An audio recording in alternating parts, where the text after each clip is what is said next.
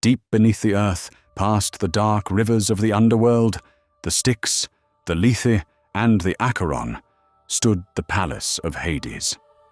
Its walls were black as midnight, streaked with silver veins that pulsed faintly, like a dying heartbeat.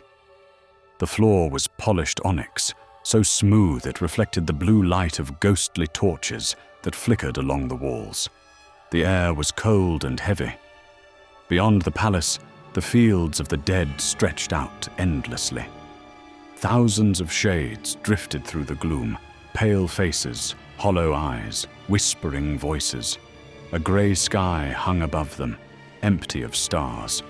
Hades ruled over it all with quiet precision.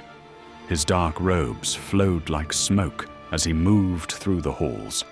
His crown of black iron sat heavy on his brow.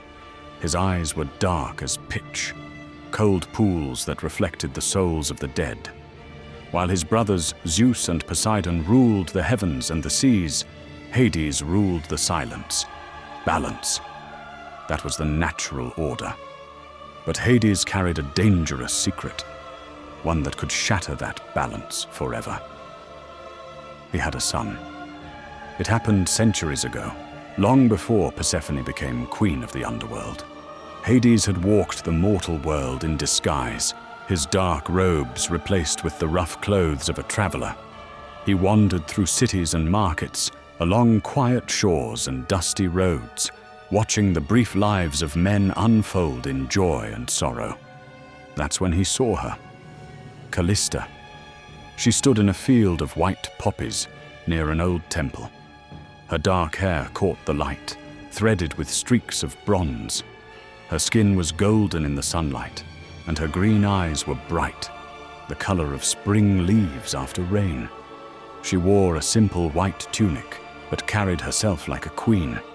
She was tending the temple of Demeter, arranging flowers beneath the carved stone archway. Hades watched from the shadows. He expected her to sense him, to feel the chill in the air.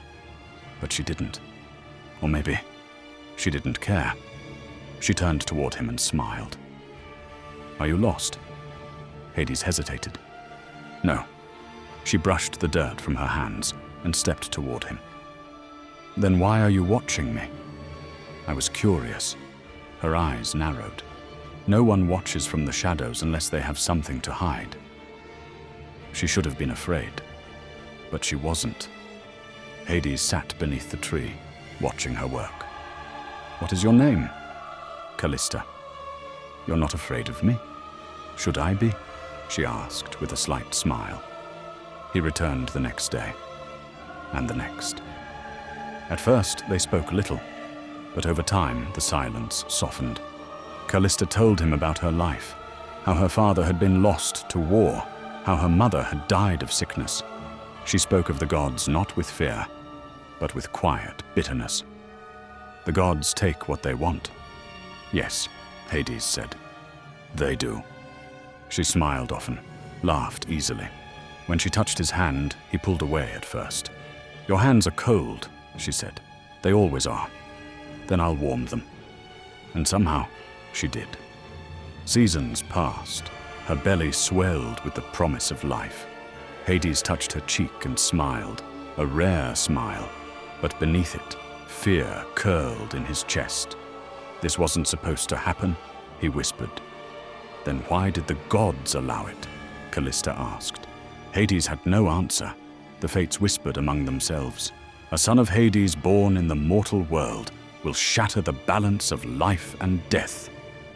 Zeus descended from Olympus in a storm of gold and lightning. His eyes burned white-hot beneath his crown. "This child cannot live." Hades' voice was cold. "You will not touch him." "Then hide him," Zeus said. "But know this, if the boy steps into the light of Olympus, I will strike him down myself." Hades carried the child beneath the earth, to the depths of Tartarus where no god would follow. "His name is Nyxios," Hades whispered. "Son of the night." Nyxios grew in Tartarus. His cradle was carved from black stone. His lullaby was the sound of the Lethe's quiet current. His hair was silver grey, his skin pale as moonlight. His eyes were dark, but flecks of silver shone beneath the surface. Shadows followed him when he walked.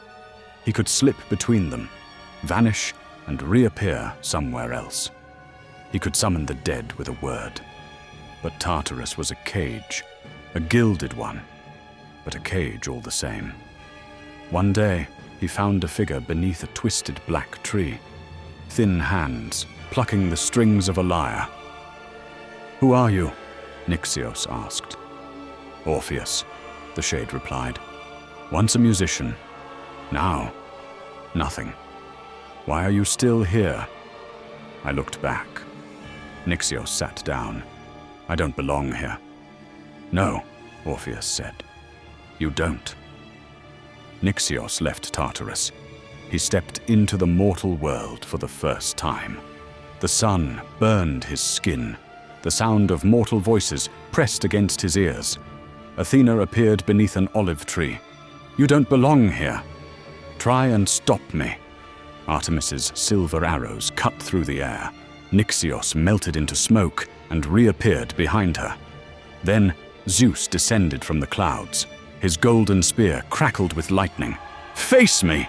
Zeus hurled the spear, and Nyxios caught it. "Impossible!" "Not anymore." Zeus demanded a trial.